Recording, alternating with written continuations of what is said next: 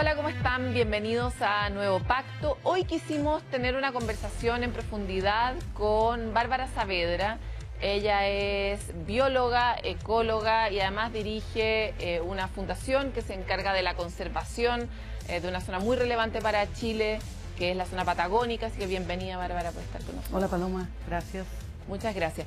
Queríamos aprovechar tu expertise, tu experiencia trabajando durante tanto tiempo en el área de la conservación para preguntarte qué rol crees que tiene la biodiversidad en este nuevo pacto que estamos tratando de formar.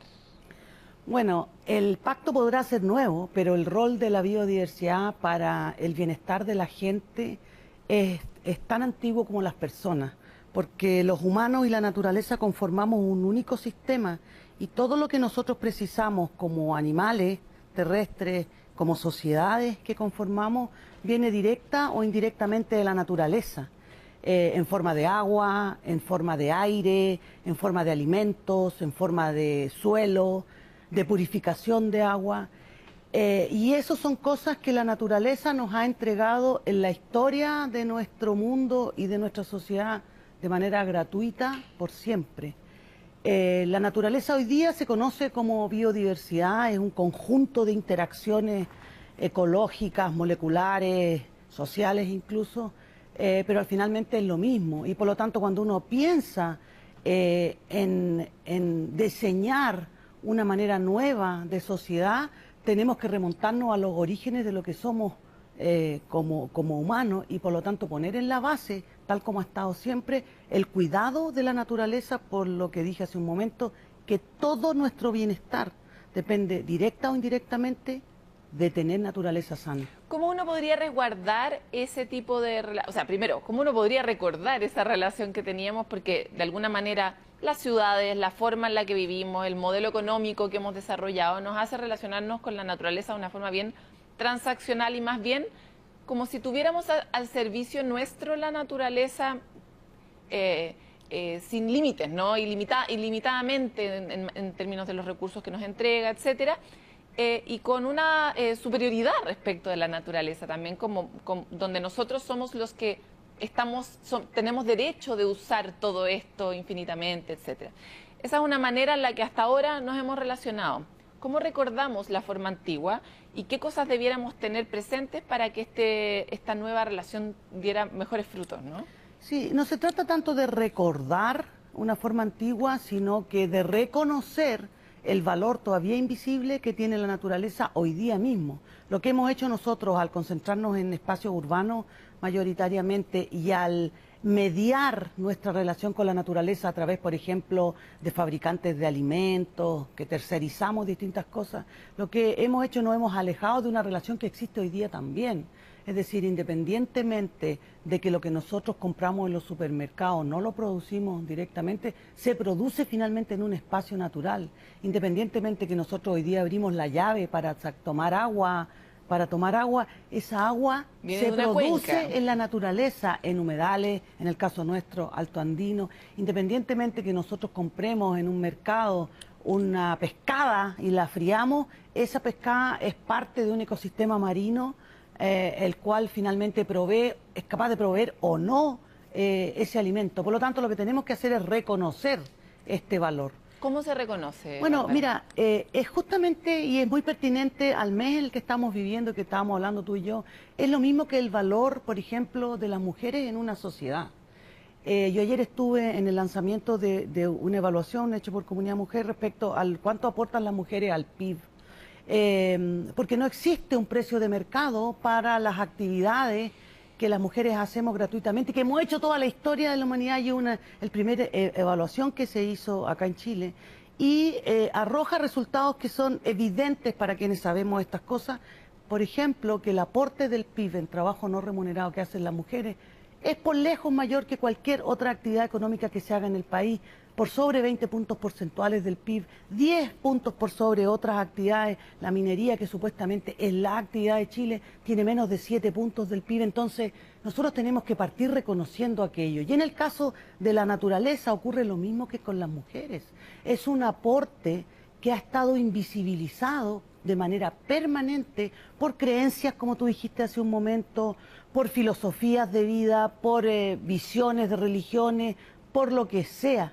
Le hubiéramos puesto el naturalezo, habría cambiado la historia tal vez. Es probable, pero se han hecho a lo largo de los últimos 20, 25 años ciertos esfuerzos por valorizar este aporte de la naturaleza, que no hay que confundir con poner precio, no todo lo que tiene valor tiene precio, ese es un paréntesis. Y se ha demostrado que a nivel global, por ejemplo, el aporte del PIB de la naturaleza o de la biodiversidad duplica e incluso a veces triplica el PIB global.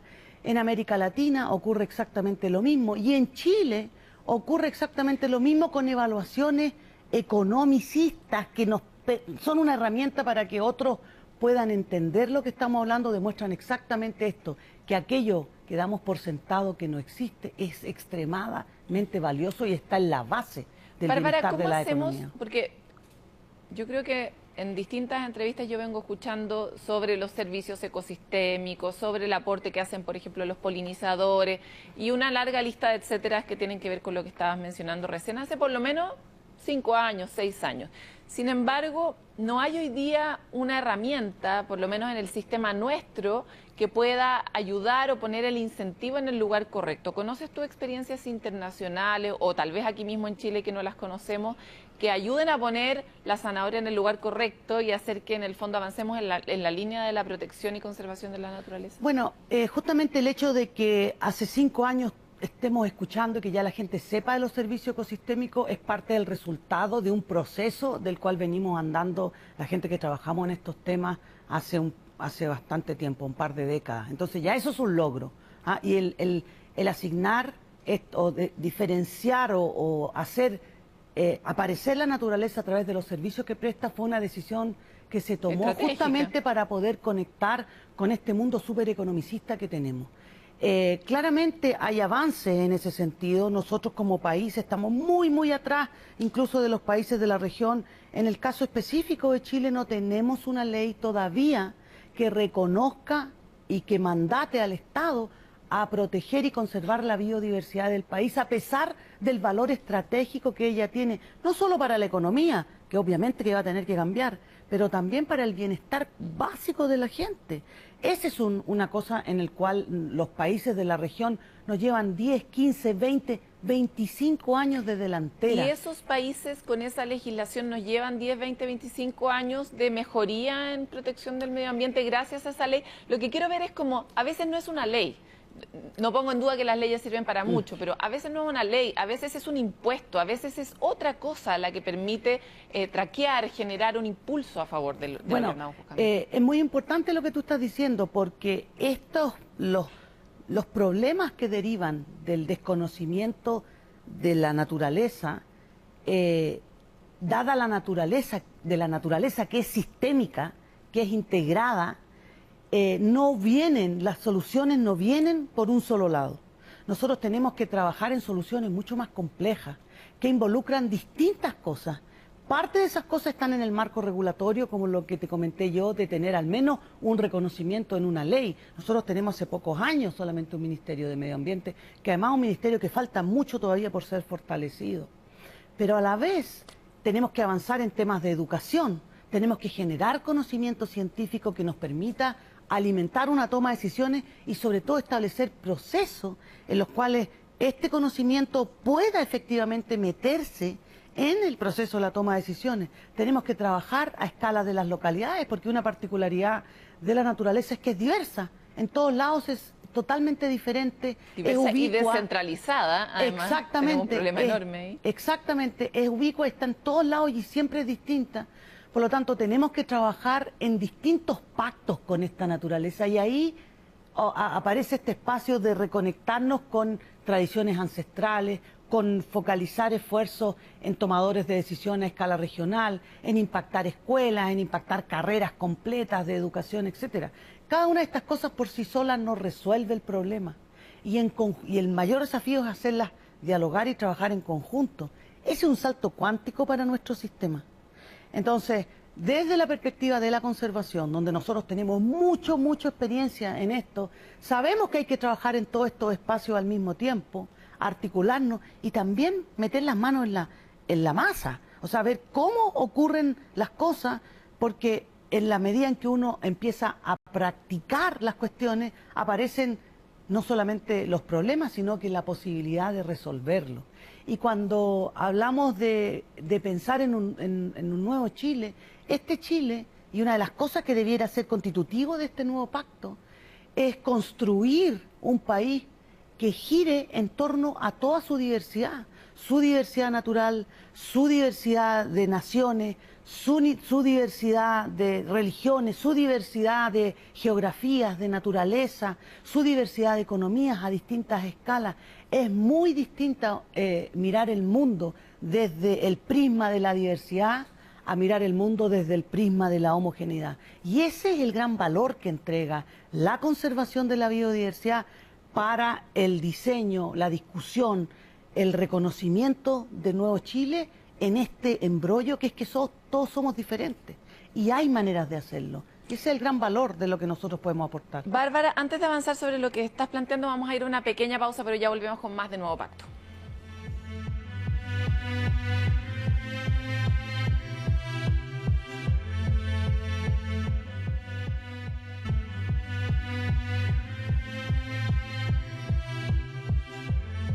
Volvemos en esta conversación de Nuevo Pacto, tratando de mirar cómo en este acuerdo que estamos tratando de construir los chilenos podemos poner también una visión sobre cuál es el rol que tiene la naturaleza en este acuerdo, cómo acordamos con la naturaleza y no ponemos al servicio a la naturaleza de nosotros, que ha sido el modelo que nos ha llevado acá a no tan buenos resultados. Bárbara, quisiera avanzar sobre la idea que planteabas antes, que es cómo finalmente lo que necesitamos son soluciones complejas, son soluciones que no son una cosa, no son lineales, etcétera. Un problema para el paradigma en el que hemos sido criados, ¿no? Y sin embargo tenemos una cuenta regresiva atroz con el cambio climático, con el calentamiento global, que nos tiene muy en las cuerdas, con muy malos resultados, con proyecciones que siempre se quedan cortas. Entonces, un poco, ¿cómo podemos acelerar el tranco?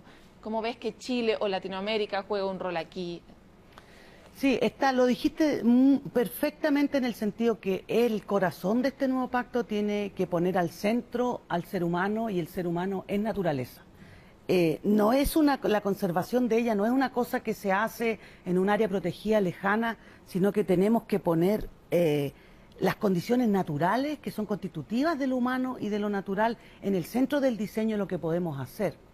Y ahí cuando uno hace aquello se abre un mundo infinito de posibilidades de innovación, de cooperación, de desarrollo de nuevos modelos, no solo económicos, sino también sociales. En el caso específico del cambio climático, nosotros siempre tendemos a ver a Europa y el mundo desarrollado como una fuente de cosas. América Latina es una superpotencia de biodiversidad. Casi el 40% de la biodiversidad del mundo está en América Latina y la conservación de la biodiversidad es el motor más importante y más costo efectivo para favorecer, para apoyar a la mitigación del cambio climático y para generar mecanismos de adaptación al cambio climático también. A pesar de que la región emite menos de un 10% de los gases de efecto invernadero, nosotros tenemos en nuestras costas, en nuestros bosques y especialmente en nuestros humedales, máquinas y bombas naturales de captar carbono y de mantenerlo en stock fuera de la atmósfera. Y Chile tiene una oportunidad de liderar aquello simplemente por la conservación de los humedales y dentro de ello, por ejemplo, los humedales de turbera de la zona sur. ¿Qué es un humedal de turbera? Bueno, los humedales son los ecosistemas más ricos en biodiversidad y en particular los de turbera son de zonas frías, son producto de las glaciaciones y son como un iceberg.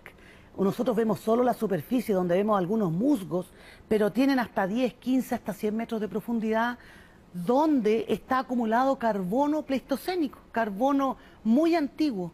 Claro, pero esos hielos hoy día se están derritiendo. Hoy día se están derritiendo y nosotros tenemos que, por lo tanto, proteger las humedales. Nosotros tenemos en la Patagonia y en el sur de Chile, desde los lagos hacia el sur, cerca, o sea, las mayores superficies, más de 3 millones de superficies de Protegerlos, turbera. en el fondo, no dañarlos, pero no podía hacer que no se derritan, por ahora, digamos. El derretimiento del suelo de las turberas ocurre en el hemisferio norte. Las turberas que nosotros tenemos en Chile no tienen esa cubierta y por lo tanto están en una mejor condición de poder apoyar a la mitigación del cambio climático. Si nosotros como país tenemos que visionar medidas para, por ejemplo, mitigar y adaptarnos mejor al cambio climático, tenemos que estratégicamente focalizarla en aquellos ecosistemas donde podemos captar y almacenar mayor carbono. Y más de 30, 40 veces ocurre ese almacenamiento y captación en ecosistemas de turbera por sobre bosques, por ejemplo. Y es una cosa que no se sabe. Entonces, no se sabe para nada. Volviendo a lo que decíamos antes, el reconocimiento de este valor es muy, muy relevante. Bárbara, en ese sentido me parece interesante porque efectivamente en Chile somos buenos para mirar a Europa y particularmente a los países nórdicos como el ejemplo. Y en este caso son el ejemplo de lo que no hay que hacer, lo que ellos hicieron con sus bosques, con sus ecosistemas que básicamente están prácticamente todos devastados. Pero sin embargo ahí sí hay mucho que mirar probablemente porque lo destruyeron todo. Tienen hoy día leyes que son más estrictas o medidas, por ejemplo, de reciclaje o de conservación que pueden ser interesantes de replicar. Sin embargo, ellos, por ejemplo, no tienen estas turberas. Entonces, ¿cómo uno fabrica una ley que aprenda de los errores del mundo, pero que también aprenda de la particularidad? Exactamente, la aproximación para hacerlo es reconocer cuáles son los principios de este nuevo pacto que nosotros tenemos que tener. Y uno de esos principios que tenemos que ser adaptativos. Nadie tiene la solución, ni siquiera los países desarrollados. Y por lo tanto tenemos que poner apuestas sobre la mesa con hipótesis explícitas, ser transparente, que es otro de los principios que tienen que estar contenidos en este nuevo pacto. Tenemos que ser capaces de informar y tomar decisiones en base a información científica y poner a prueba esto en experiencias prácticas que nos permitan rápidamente ir mejorando las cosas. Entonces, todos esos principios son los que tienen que ser constitutivos del nuevo pacto, más que a priori y decir, bueno, yo creo que esto va a resultar o no por creencia o porque alguien cree que hay un buen negocio. Entremos ahí en dos líneas. Primero, ¿es la ciencia rápida? Porque mi sensación, ya sin ofender, digamos, es que los científicos aparte no se queman mucho, porque les da miedo decir algo que no hayan probado 500.000 veces con miles de pares, que es como se hace la buena ciencia. Pero la ciencia buena, no sé si está a la misma velocidad que la necesidad de cambios que estamos hoy día requiriendo. Entonces, primero, ¿es la ciencia lo suficientemente rápida para tomar decisiones basadas en ciencia? Uno. Y dos, ¿cómo uno construye una política adaptativa? Lo entiendo en las palabras, me cuesta entenderlo en la práctica. Bueno, el conocimiento no está solamente contenido en las ciencias. La ciencia es el mejor mecanismo para generar conocimiento, pero hay que hablar de conocimiento en general. Y efectivamente hay distintos tipos de hacer ciencia. Y nosotros tenemos que transitar, y como país es una de las cosas que el Ministerio de Ciencia está abriendo el espacio hacia generar conocimiento con base científica, que tenga una misión para abordar problemas que son contingentes acá. Y dentro de eso, por ejemplo, lo que nosotros hacemos dentro de la práctica científica de la conservación es justamente diseñar herramientas y mecanismos con los cuales uno puede tomar y generar ciencia que rápidamente se pone en valor en la toma de decisiones y también en la práctica en los territorios. Si uno piensa en la generación de conocimiento científico en el sentido más tradicional, más antiguo, claramente que uno puede entrar en otro tiempo, claro, pero eso es una parte. La otra parte está con los pies en el barro, como estamos nosotros, y lo interesante es que hay que juntar estos mundos. Y en el sentido de la adaptación, justamente son estas herramientas que nacen de la práctica científica de la conservación y de otras disciplinas, las que te permiten identificar, o sea, tirar hipótesis y ponerlas a prueba de una manera rápida y adaptativa. En mecanismos que están instalados en comités específicos, en manuales específicos, con tiempos de revisión más rápidos, concentrando a la gente de manera estratégica, etcétera. Y también hoy día nosotros tenemos herramientas que nos permiten hacer eso mucho más efectivamente. Por ejemplo, nosotros somos parte de una comunidad global de conservación y eso te conecta en 2 minutos en los temas específicos con la gente que sabe. Uno no se pierde en esas cosas y lo que tú haces en términos de comunicación también es muy, muy importante. Hoy día tenemos herramientas que nos permiten llegar rápidamente y aprender de las lecciones. Lo más difícil es que en esas tomas de decisiones, los espacios donde se cortan los queques, esté gente con esta mirada. Y esa es la transformación más grande y más rápida que tenemos que hacer con este nuevo pacto. Y justamente la oportunidad que tenemos hoy día como país, por ejemplo, de cambiar una constitución, de elegir nuevos representantes, que seamos capaces de elegir gente con ese tipo de criterio, que está puesto en los resultados reales de beneficio para las personas y no en la mirada pequeña del número de los votantes o de cuánta gente. No, eso ya no existe. El mundo está demandando otras cosas y nosotros tenemos como ciudadanos la oportunidad hoy día de elegir a esos representantes y al mismo tiempo, que es lo que está ocurriendo en nuestro país ahora, participar activamente en los procesos, desde donde sea que uno se meta. Nosotros estamos en Tierra del Fuego, estamos aquí en Chile Central, participamos con el Ministerio, participamos con otros actores, y eso es la gran oportunidad que nos da todo este espacio de ebullición para avanzar a un diseño de un país distinto. Bárbara, me queda muy poco rato y quiero plantear dos temas. El primero, tú hacías una distinción entre poner foco en la restauración y no en la reforestación. ¿Por qué? Bueno, los sistemas ecológicos son mucho más que los bosques. Y cuando hablamos de reforestación pensamos siempre en bosques. En plantar arbolitos. En plantar árboles. Y además está muy vinculado en el caso específico de Chile de muy mala manera pensar siempre en plantar especies que no son nativas. Se piensa en plantaciones productivas y no en bosques, que son ecosistemas mucho más complejos. Nosotros tenemos en Chile ecosistemas que van desde más de los 4.000 metros de altura, humedales altoandinos, hasta las profundidades de las fosas de Atacama. Tenemos ecosistemas costeros, tenemos humedales, tenemos praderas, y todo aquello no pasa por traer no pasa por plantar bosques o árboles, sino que pasa por entender cuáles son las condiciones y cómo funcionan esos ecosistemas y hacer intervenciones estratégicas que nos permitan restaurar estos ecosistemas. Y de la misma manera, cuando esta cosa se hace bien, uno puede ir restaurando la sociedad, porque gran parte de los problemas que hoy día nosotros tenemos como sociedad, y tú partiste diciendo eso, viene porque nosotros nos hemos disociado de lo que somos en nuestra propia naturaleza, no solo la naturaleza que pensamos que está lejos. Y esa naturaleza es diversa, tiene distintas caras, y en la medida que nosotros hacemos espacios de restauración ecológica en áreas que están degradadas, convocamos a los saberes ancestrales, convocamos a los investigadores, convocamos al sector público, convocamos al sector privado y ponemos el ojo en los resultados verdaderos de esa restauración, se recompone no solamente la biodiversidad de la naturaleza, sino que la relación de los humanos con ella y por sobre todo las relaciones entre los humanos, que es quizás el salto más grande que nosotros como país tenemos que hacer, de reencontrarnos en lo que somos, en la realidad que somos.